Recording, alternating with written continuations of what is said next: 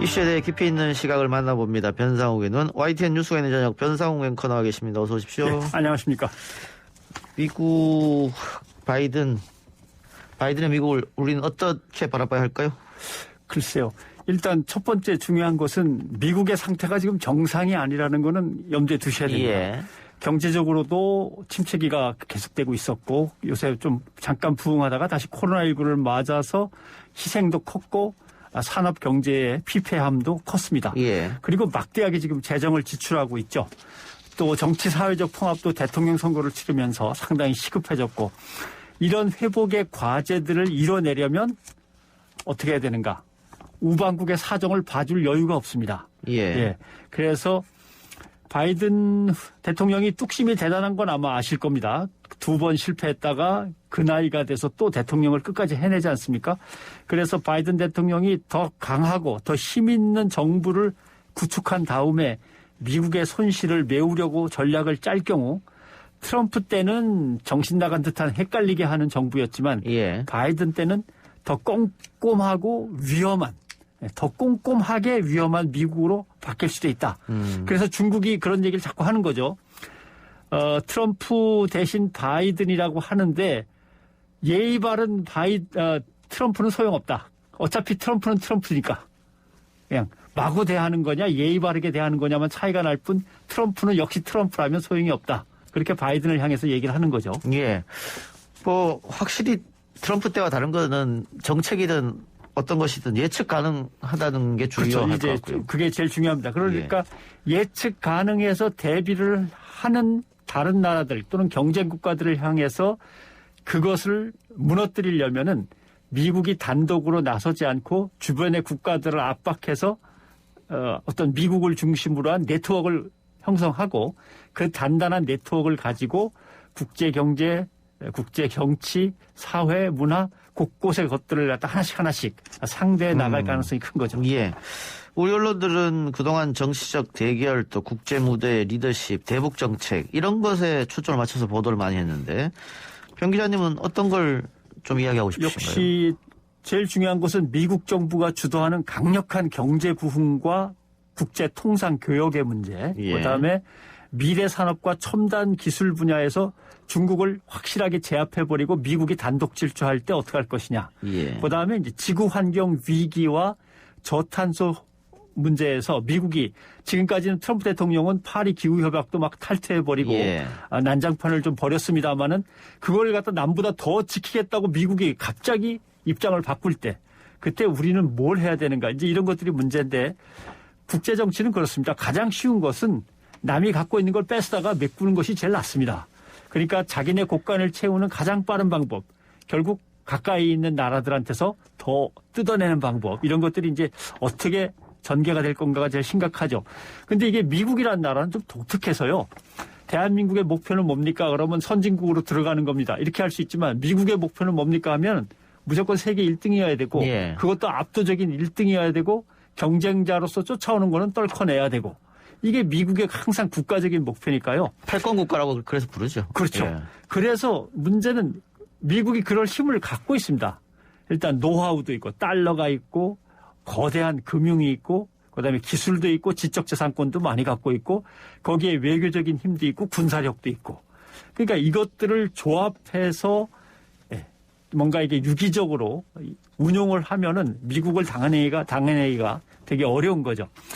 그래서 트럼프 때는 정치 경제를 잘 모르고 사업만 잘 아는 사람이 의욕이 과잉돼 갖고 감정적으로 흥분하면서 막 뛰어다녔다면 오히려 정치 베테랑인 바이든의 경우는 혼자 움직이지 않고 전문가들을 동원하고 옆 나라들을 동원해서 메커니즘을 구축한 다음에 지구촌의 어떤 정복 시스템을 만들지 않을까 하는 거죠.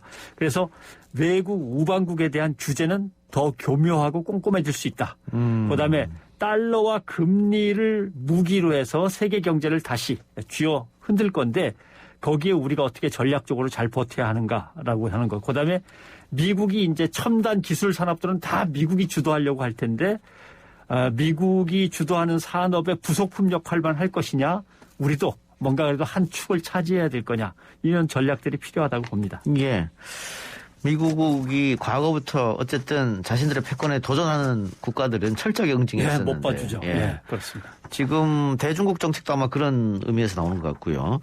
근데 방금 뭐 말씀하셨던 경제 부흥, 국제 통상교역 이런 것들은 트럼프 때도 계속해서 했던 거 아니겠습니까? 네, 국제 교역에서 지금 제일 큰 이슈는 미국 새 정부와 관련돼서 트럼프가 일방적으로 막 관세를 예. 부과하고 그렇게 해서 국제 교역 질서가 혼란을 일으켰는데 이것을 바이든 새 대통령이 어떻게 제거를 할 건가, 다시 개선할 건가 이 문제거든요.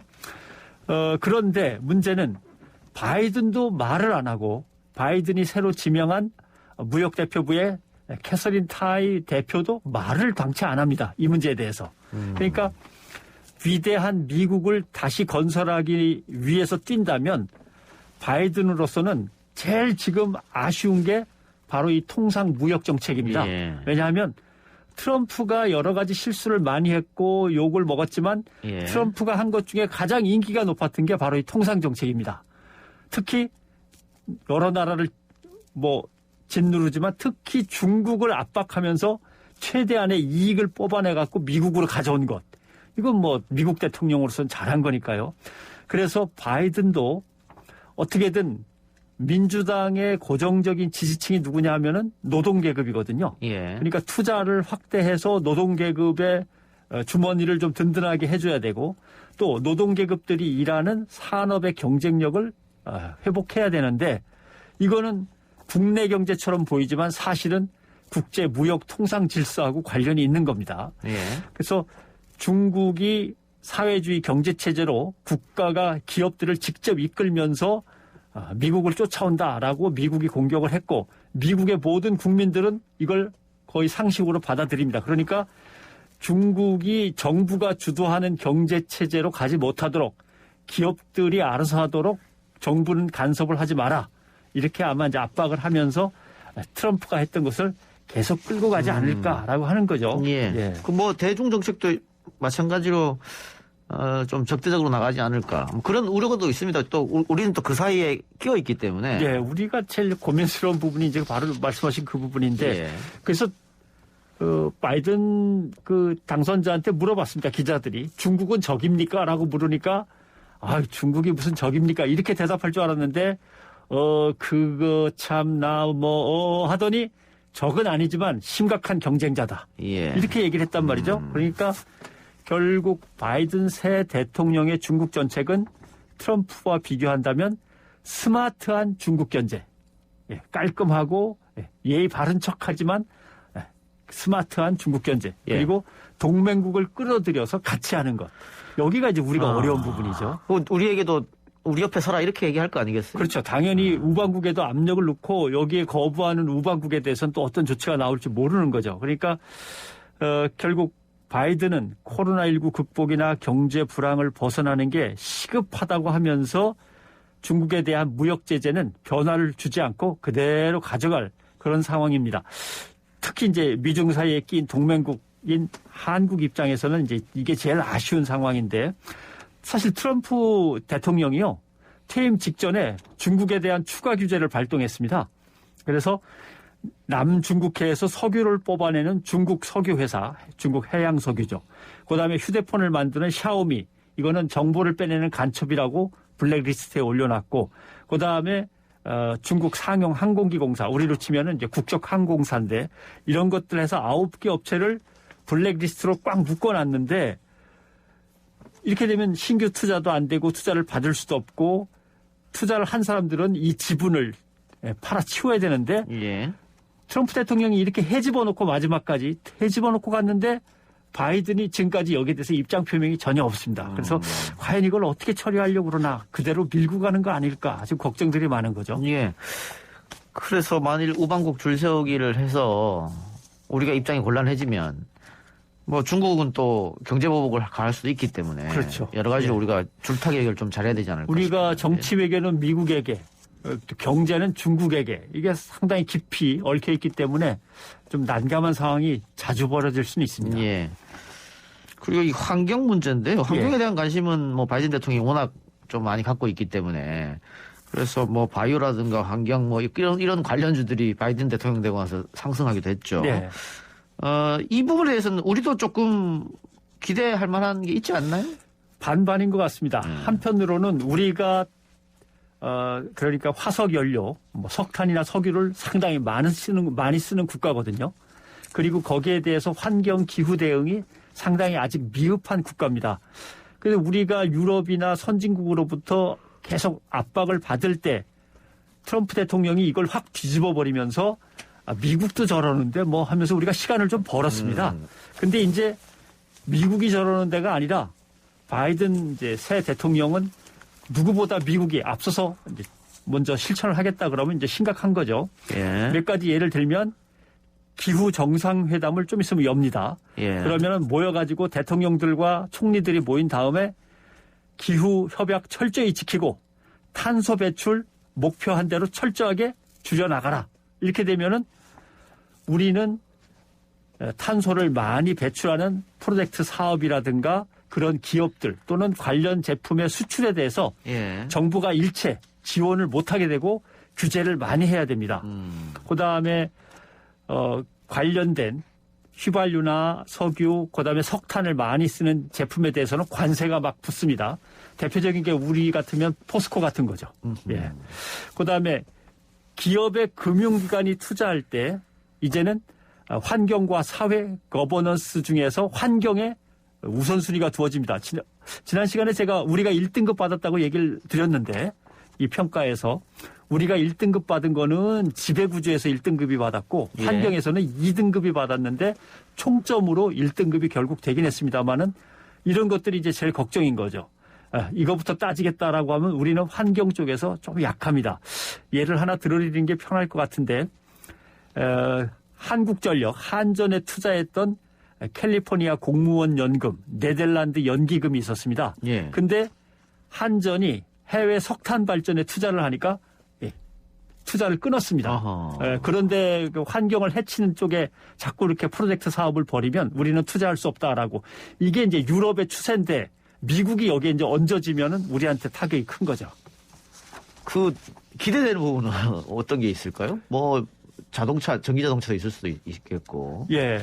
기대되는 바로는 역시 우리가 그린 뉴딜을 일단 목표로 잡지 않았습니까? 예. 거기에서 탄소에 대해서는 아직은 미흡하지만 바이오라든가 아니면은 전기 자동차, 수소 자동차 같은 것들은 예. 우리가 나름대로 기술을 확보해서 미국하고 손을 잡으면 다른 나라들을 앞서면서 미국과 함께 새로운 기회를 열어갈 가능성은 있는 거죠. 예.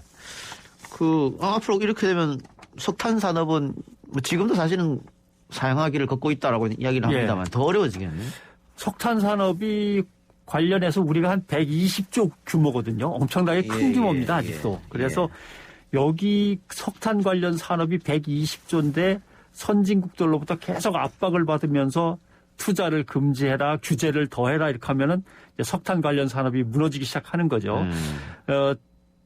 우리가 철강이나 석유, 화학 같은 이런 제조업이 차지하는 비중이 2019년 기준으로 GDP의 한 28.8% 거의 30% 가까이 되는데 이것 전체가 타격을 받을 수도 있는 겁니다. 그래서 또 이런 것도 있습니다. 탄소를 많이 사용한 제품을 수출할 때는 탄소 국경세라는 것도 있습니다. 이제 이게 본격화되겠죠. 그러면 우리는 주로 이제 철강을 갖다 수출하는데 철강은 엄청난 연료를 떼서 이제 이뤄내야 하기 때문에 탄소 국경세가 붙는데 이 국경세가 뭐 몇억 원, 몇십억 원이 아니고요. 천억 단위로 가기 때문에 지금 포스코 같은 경우 대충 해보면 한 2천억 정도는 세금을 내야 되는 거 아닙니까? 뭐 이런 식으로 계산이 되기 때문에 상당히 위태로운 거고 그래서 우리 정부가 왜 그린 뉴딜을 목표로 잡아서 70조 원씩 투입하면서 엄청나게 바삐 빨리 그린 뉴딜을 성공시켜야 된다고 몰고 가는지 아마 이해를 하실 거고 사실 우리는 70조지만 미국 같으면 여기가 900조입니다. 엄청나게 쏟아붓고 있는 거죠. 예.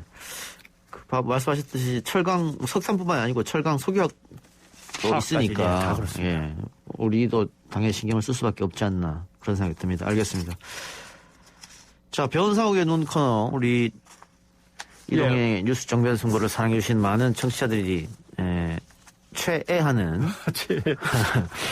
그런 코너였는데 예. 오늘이 아쉽지만 마지막 방송입니다. 아, 예. 우리 그동안 사랑해주신 청취자 여러분들께 한마디 해주시죠. 네, TV 정규 뉴스를 막 준비하다가 뛰어 올라와서 하고 뛰어 내려가고 예, 맨 처음에는 한 뭐 석 달 정도 생각을 했던 건데 뭐 하다 보니까 딱 한 시즌을 하게 됐는데 만나 뵙게 돼서 너무나도 반가웠고 즐거운 시간이었습니다만은 일단 뭐 나이도 나이만큼 체력도 안 되고 조금 쉬어서 체력을 비축하고 또 다시 한번 뵐 기회를 갖도록 하겠습니다. 그동안 애청해 주셔서 너무너무 고맙습니다. 예. 또 뭐 YTN에서 또 여전히 뉴스가 있는 저녁을 네. 하시니까요. 예. 거기서 그리고 뭐 만나볼 수 있겠죠. 제가 관련된 주제가 있으면 또 뛰어 올라와서 예. 라디오 청취자들을 만나도록 하겠습니다. 알겠습니다. 지금까지 고맙습니다. 고맙습니다.